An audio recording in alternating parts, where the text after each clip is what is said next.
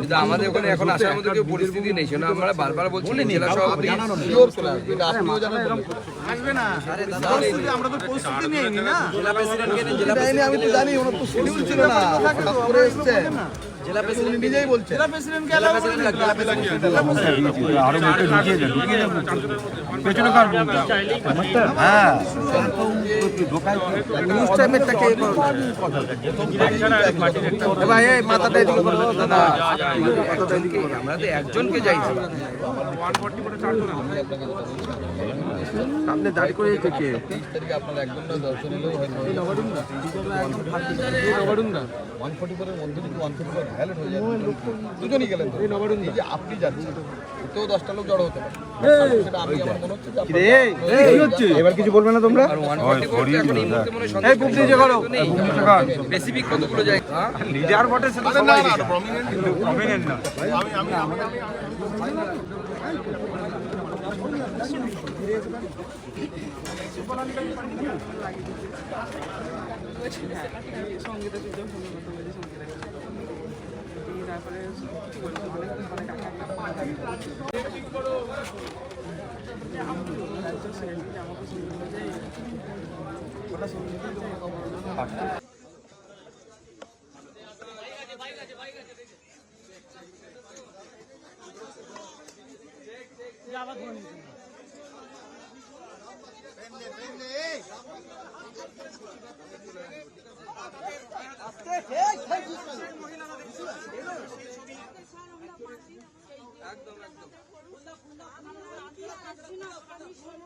ঘুরে বেড়াচ্ছে না ওর চেলা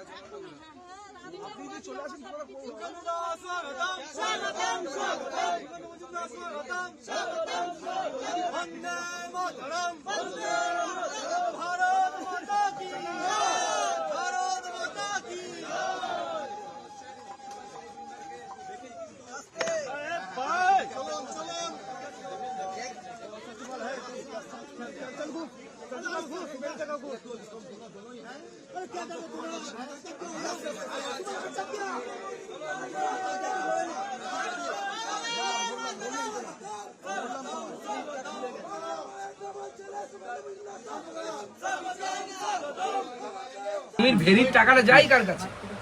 কেউ না কেউ তো লিজ নিয়েছে, সেই লিজের টাকাটা কি দেয় তারা আদিবাসীদেরকে? এই জমিগুলো সবাইকে ফেরত দিতে হবে। এবং এই নিচু তলার যারা, এই যে সিরাজ থেকে শুরু করে জিয়াউদ্দিন থেকে শুরু করে যে নামগুলো আসছে, এদের ইমিডিয়েট গ্রেপ্তার করতে হবে, নাহলে শান্তি ফিরবে না। আমি বলছি শান্তি ফিরবে না। যেই ক্যামেরা সরে যাবে এখান থেকে, সঙ্গে সঙ্গে আবার আগের মতো এরা অত্যাচার শুরু করবে। ডিআইজি বারাসাত বলেছেন আজকে যে সমস্ত জমি ফিরিয়ে দেওয়া হবে ক্ষোভের মুখে পড়ে। দেখুন, জমি ফেরত দেবেন আগে আপনাদেরকে অ্যাকসেপ্ট তো করতে হবে কিছু অন্যায় ঘটেছিল। এখনো পর্যন্ত তো অ্যাকসেপ্ট করতে পারছে না তৃণমূল কংগ্রেস। গত পরশুদিনও তাদের মুখপাত্র বলেছে না এগুলো সব বানানো ঘটনা, এই ধরনের কোনো ঘটনা ঘটেনি। আপনি যদি অন্যায় না মানেন, সেই অন্যায়ের প্রতিকার কিভাবে করবেন? আপনাকে তো আগে অ্যাকসেপ্ট করতে হবে হ্যাঁ অন্যায় হয়েছে, তারপরে না হয় আপনি করবেন। আর কদিন করবেন? যতক্ষণ না পর্যন্ত এই চোর বদমাশ গুন্ডা চরিত্রহীন লম্পট গুলোকে জেলে ঢোকানো হচ্ছে, ততক্ষণ পর্যন্ত আপনি আজকে জমি ফিরিয়ে দেবেন, কালকে আবার এসে ধমকি দিয়ে আপনার জমি নেবেন। এই চোরগুলোকে ভেতরে ঢোকাতে হবে, এবং আমাদের সরকার এলে তো এই চোরগুলোকে আমরা যোগীজির মতো টিপব, পরিষ্কার বলে যাচ্ছে। এই বাড়ি বিকাশ সিং এর বাড়ি থেকে বলে গেলাম, মনে রাখবেন, কাগজ লিখে রাখুন প্রয়োজনে স্ট্যাম্প পেপারে। বিজেপির সরকার আসছে, 26-এ আসছে, এবং সেই সরকার এসে এই যারা এই ধরনের অপরাধ করেছে প্রত্যেককে উপযুক্ত শিক্ষা হবে এবং যোগী ট্রিটমেন্ট দেওয়া হবে। ঠিক দেওয়াল থেকে সাজান শেখের নাম মুছে দিয়ে কি এলাকায় এইভাবে খুব প্রশমিত করা যাবে না। যে বিষয়টি শেখ শাহজাহান কোনো নাম নয়, সিস্টেমটা। শেখ শাহজাহান সরে যাবে, অন্য কেউ আসবে। শিবু হাজরা আসবে, শিবু হাজরা সরে যাবে, অন্য কোনো হাজরা আসবে। সিস্টেমটাকে চেঞ্জ করতে হবে। যতক্ষণ তৃণমূল কংগ্রেসের মতো পচা গলা দুর্গন্ধযুক্ত সিস্টেম থাকবে, ততক্ষণ পর্যন্ত এই ধরনের ঘটনা বারবার হবে। ডিজিপির আশাটা কি প্রহসন মাত্র? ডিজিপির আশাটা কি প্রহসন? ডিজিপি কেন এসে একটু অপেক্ষা করুন 72 ঘন্টা, তাহলে বুঝতে পারবেন। আশা করি আজকে বিধায়ক বলছেন আর আজকে বিধায়ক দাবি করছেন গ্রামবাসীদের সামনে গিয়ে আর রাত বিরেতে মিটিং হবে না, কোনো মহিলাকে পার্টি অফিসের হাতে ডাকা হবে না, যা মিটিং হবে সন্ধ্যে 6টা বাজে শেষ করে দেওয়া হবে। বিধায়কের এতদিন পরে টনক মূল্য কেন? প্রথমে তো সেই প্রশ্নের জবাব হলো। শেখ শাহজাহানের ভয়ে, আমার কাছে খবর আছে, বিধায়ক শেখ শাহজাহানের ভয়ে বিধায়ক মুখ বন্ধ করে থাকতো। ভাবতে পারছেন কি ধরনের অবস্থা? বিধায়কের তো উচিত ছিল তার পার্টির নেতাদের কাছে কথা বলা, সরকারের সাথে কথা বলা, যেখানে রুলিং পার্টির বিধায়ক সে তার কথা বলা উচিত ছিল মাহাতো বাবু, যে এই ধরনের অন্যায় হচ্ছে মহিলাদের উপর, আমি প্রতিবাদ করছি। ওনার তো উচিত এখনই ইস্তফা দেওয়া বিধায়কের পর থেকে, ওই পদে থাকা উচিত না। গর্হিত অপরাধ করেছেন উনি এতদিন চুপ করে থেকে। তাহলে কি প্রকারান্তরে বিধায়ক স্বীকার করে নিলেন মহিলাদের ডাকা হতো সন্ধ্যার পরে? একদম, এতে অস্বীকার করার জায়গা আছে নাকি কোথাও? প্রমাণিত হয়ে গেছে তো। আগে লোকে জানতো তৃণমূল মানে হচ্ছে চোর, তৃণমূল সমান সমান চোর লিখতো, এখন লিখছে তৃণমূল মানে লম্পট, তৃণমূল মানে চোর, লম্পট, চরিত্রহীন। কিন্তু আমাদের ওখানে এখন আসার মতো কেউ পরিস্থিতি নেই, সেটা আমরা বারবার বলছি। জেলা সভাপতি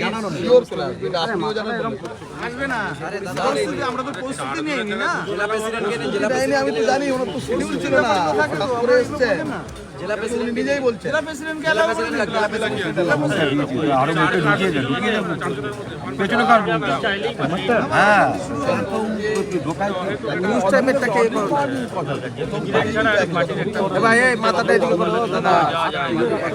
আমরা তো একজনকে চাইছি।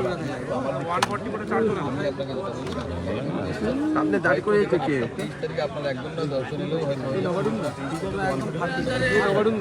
144 মধ্যে যদি 144 ভ্যালিড হয়ে যায়, দুজনই গেলেন তো, এই যে আপনি যাচ্ছেন এতেও 10টা লোক জড়ো হতে পারে, সেটা আমি আমার মনে হচ্ছে যে এবার কিছু বলবে না তোমরা? আর 144 তে এখন এই মুহূর্তে মনে হয় সন্দেহ নেই।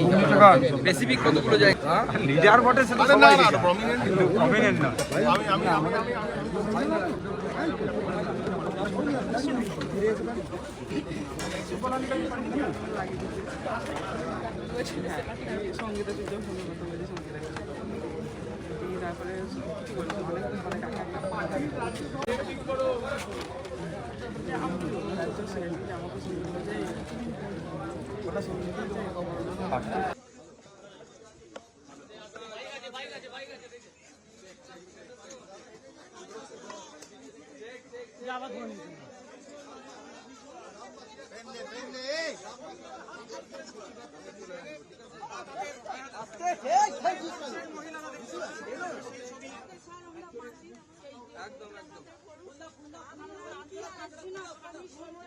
ঘুরে বেড়াচ্ছে না ওর চেলা